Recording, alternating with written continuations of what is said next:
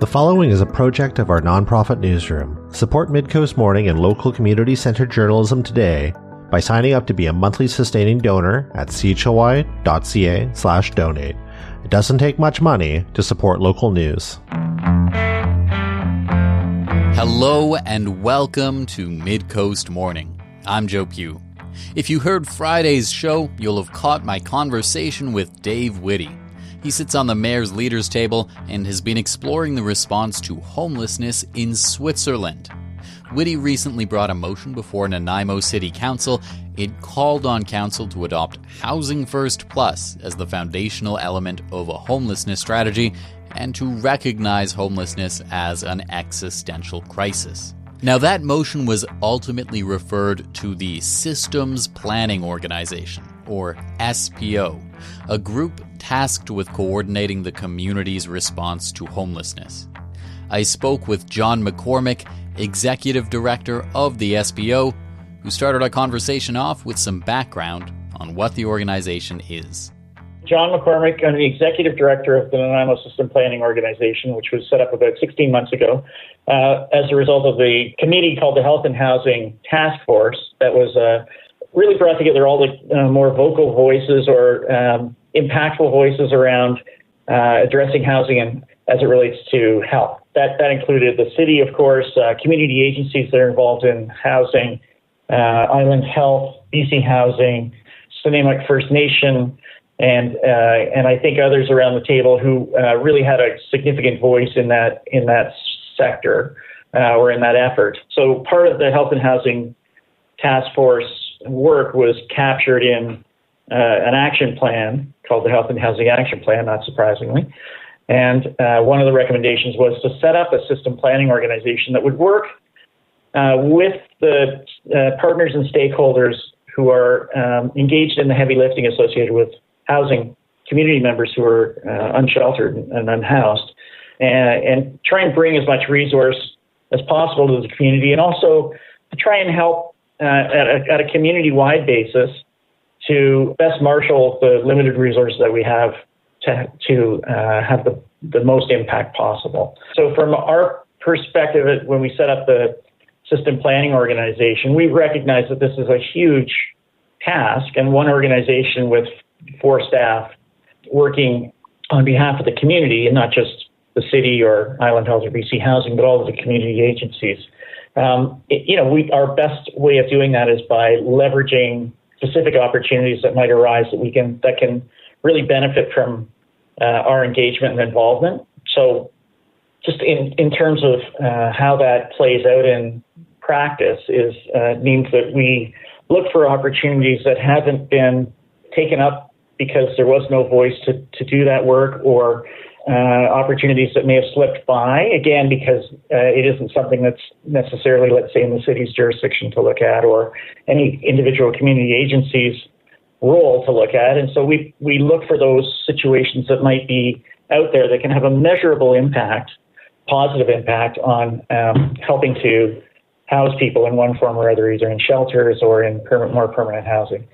We, as one example, worked with BC Housing on bringing the emergency weather response program back to Nanaimo, and it hadn't been here for a number of years. And that program is triggered when winter temperatures are below a certain level, and it allows us to find locations for those community members who don't have anywhere to sleep, to have somewhere warm to sleep on those cold winter nights, for example. So we tested that out this year in one location, and we hope that will grow into other locations across the city over the next several months and into next year. So that's one example of that. Another example would be that we're participating in or leading conversations that will bring somewhere in the neighborhood of 250 longer-term temporary housing to Nanaimo. So those are just 2 examples of the kind of things that we're working with. And again, we work with our partners in the community as well as with provincial agencies to do this work. Sort of in general terms, the direction we are given as it flows out of the Health and Housing Action Plan is that we facilitate, coordinate, convene, and then provide support through research for all of the work that we do. And we really act in a sort of a organic way as kind of a consultancy within the collective of community agencies and other stakeholders who are trying to address the housing crisis in Nanaimo. How that plays out for us is that we're looking internally at ways that we can contribute and not, duplicate. And externally, are there opportunities that we can take advantage of? And also, what are the learnings that are happening out there, in Canada, the United States, and internationally? And I think this is where kind of the work that Dave Whitty so enthusiastically has done is a connection to what we do, because Dave, has drawn on extensively on the model that exists in Switzerland. Yeah, let's talk about that. So at a council meeting in June, City Council referred a motion to the SPO. Among the things that motion called for was that the city would adopt Housing First Plus as the foundational element of a homelessness strategy. The motion called on the city to create a purpose-driven Housing First Plus position, and it called on the city to develop a robust plan to minimize the number of people at risk of homelessness. So that motion was referred to you as the SPO. What do you make of it? What happens with it? So it's not it isn't something that comes out of the blue for us. Like and it does line up with the work that we're doing as we move forward. So we're one of the pieces of work that we'll be initiating over the next few months is to reestablish a version of the Health and Housing Task Force. We think it's another one of those actions that are called for in the action plan, and so that is where something like that motion can live and actually be really focused on, and so that's one way in which it lines up with what we're working on and talking about. Secondarily, we're also involved in national conversations, and this is the Housing First Plus idea that, as Dave articulates, it is really a conversation that happens at a national jurisdictional level. Just to be sort of a bit nerdy about jurisdiction, and so that's a conversation that we in Nanaimo have been helping to really encourage at a national level, specifically around medium-sized communities like Nanaimo that are, have many of the same kinds of challenges and the same ways of operating. And as a result, there's a lot that can be said about how these communities operate that may or may not be addressed or recognized by national housing strategies or even provincial housing strategies. Is that conversation happening at the federal level? Like, this motion calls on the city to develop a robust plan to minimize the number of people at risk of homelessness. Like, do we have this already, what this motion is calling for, or do we need to do something else to make that happen? And you mentioned there that this needs to be, the federal government needs to do this. Are you having those conversations? Are they listening? Is anything changing?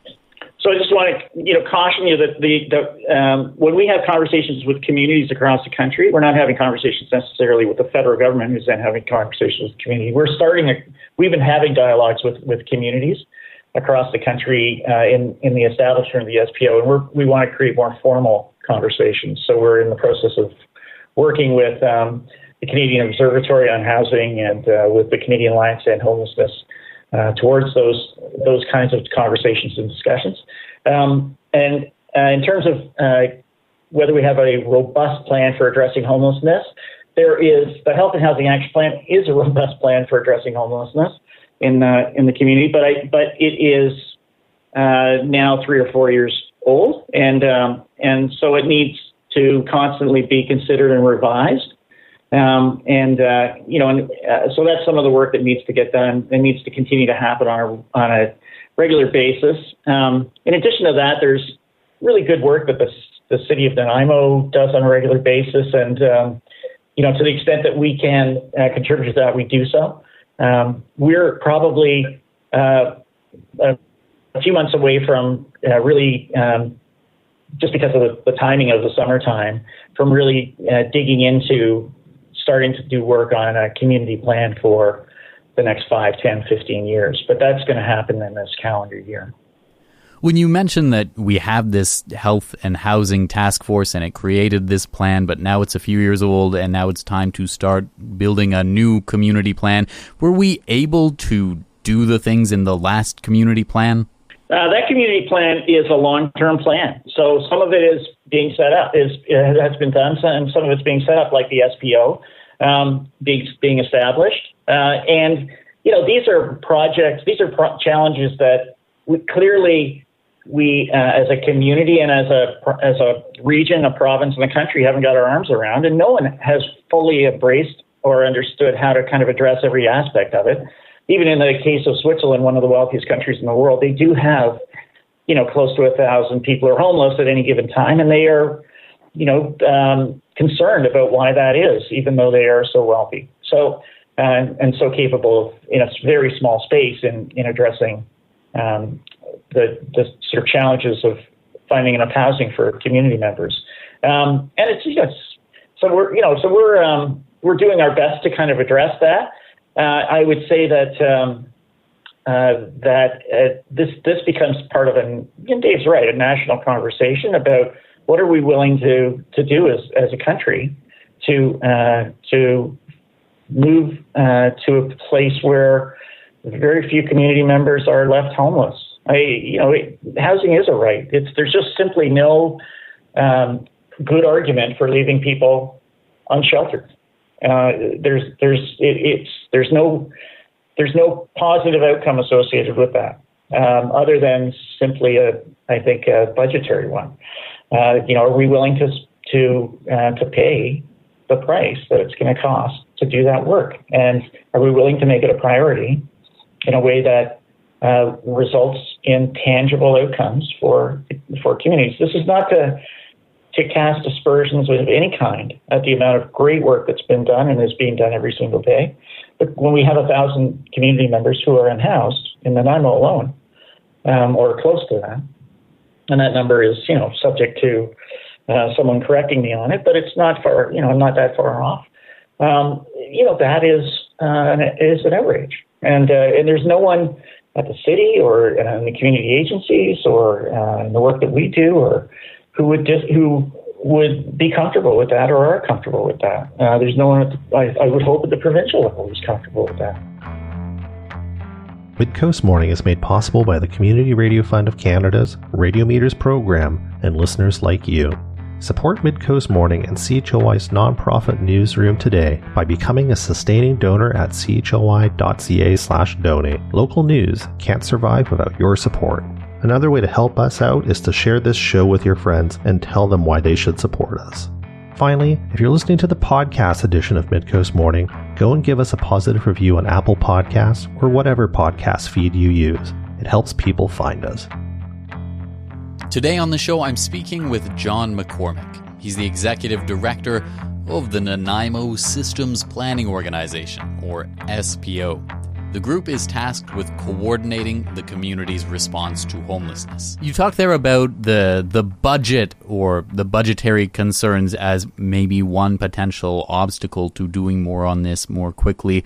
I know there are a number of people, including Dave Whitty in his report, who have made the argument that in a sort of medium term, it would cost less to house people than it is costing now in the cost to systems and services to have large numbers of people still on the street. He's got in his report figures that, not including the cost of the land, which is albeit a big factor, it would take about $65 million plus $8 million annually to create housing for around 1,000 people. First of all, there are the specific numbers, but in the broad sense that it would be cheaper in some kind of time horizon to house people. Is that something that you buy into as well? That's part of your work and your coordination, and is that a conversation you're having with people who control purse strings at any point? It's something, it's funny, it's not funny, not at all, funny in a really tragic way. When I was executive director of the John Howard Society, any number of my colleagues who are executive directors of places like CMHA and Nanaimo Family Life, and other organizations, we use this kind of language on a regular basis because it's true. It is cheaper to house people. It doesn't make it, though, that it's not simply that there's, bank accounts with money in them, and you can just transfer money from one bank account to another. That just isn't how it operates. I'm not an expert on how, provincial governments manage dollars, but it's not as if it's not a simple metric like that, even though we like to think of it that way.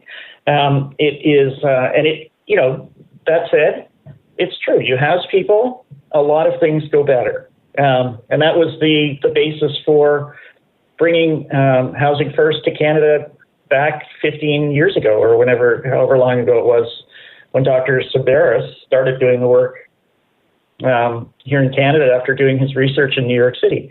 So it has been the basis for sort of looking at how to address this. And communities, I don't know, something like 60 odd communities or 80 communities across the country have signed on to Housing First, including Nanaimo.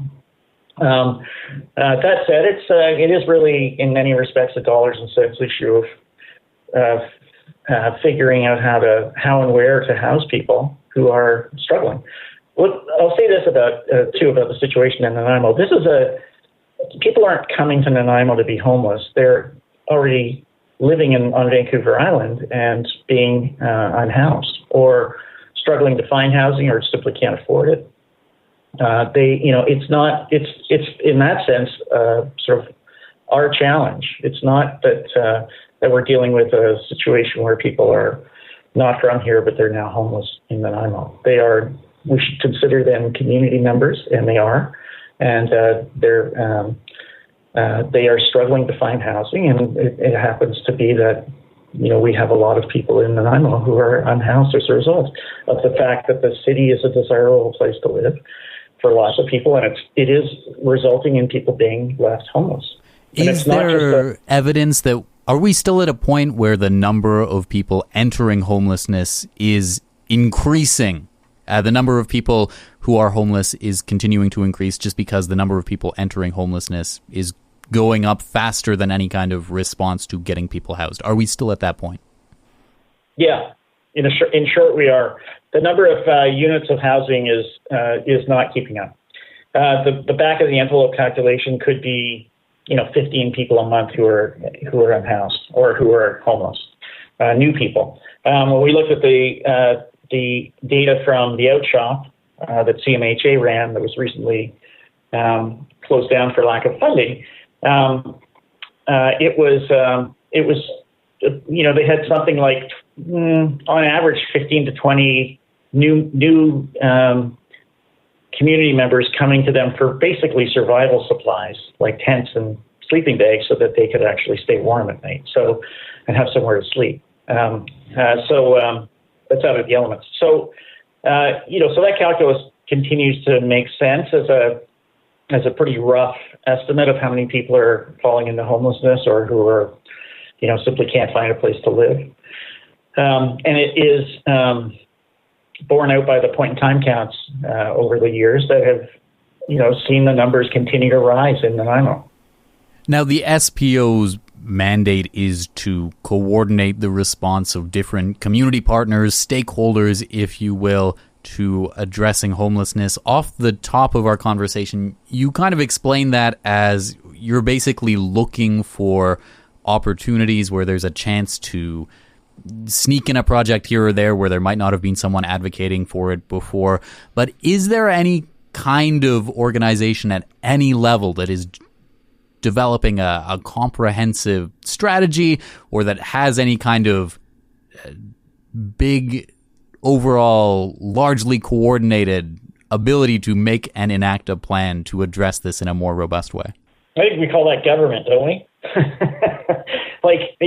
We are not government. We are, we're a resource, and so we can advise, and to the extent possible, seek opportunities to bring work or bring housing to Nanaimo, to make it easy, for example, for the likes of BC Housing to invest more in Nanaimo rather than maybe not.